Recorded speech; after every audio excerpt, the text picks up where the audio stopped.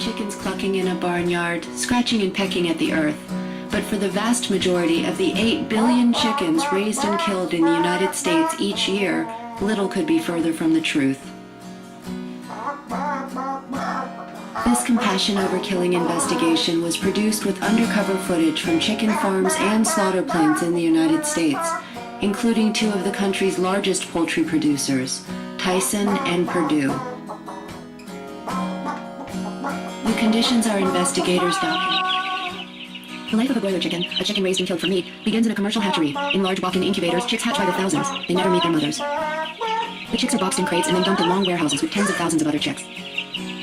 In the 1950s, it took 84 days to raise a 5-pound chicken. Because of genetic selection and growth-promoting drugs, it now takes an average of only 45 days. University of Arkansas researchers say, if we grew as fast as a chicken, we'd weigh 349 pounds by age 2. On the factory farm, the chickens will never once step foot outdoors or breathe fresh air. Instead, they will become increasingly overcrowded as they grow at severely accelerated rates on an unnatural diet, including manure and the rendered remains of other chickens. A leading welfare problem caused by intensive genetic selection for fast growth is the high rate of leg disorders. According to research published in the Veterinary Record, more than 20% of broiler chickens suffer chronic pain as a result of bone disease.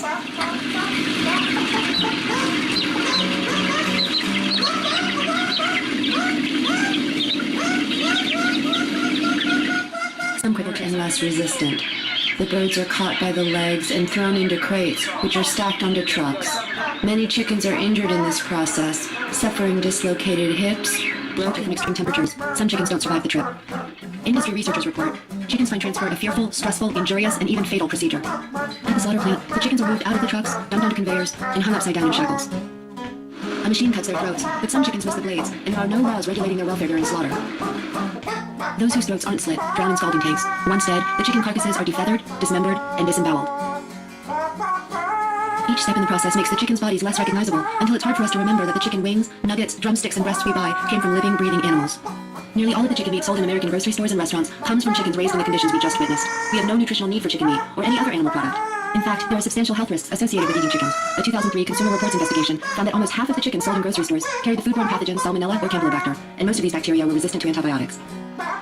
In the United States, 8 billion broiler chickens are killed each year, 1 million every hour. The abuses endured by these birds are immense, but animal cruelty is not unique to the broiler chicken industry. Animals raised for food, unlike dogs and cats, have virtually no legal biotics. In the United States, 8 billion broiler chickens are killed each year, 1 million every hour. The abuses endured by these birds are immense, but animal cruelty is not unique to the broiler chicken industry.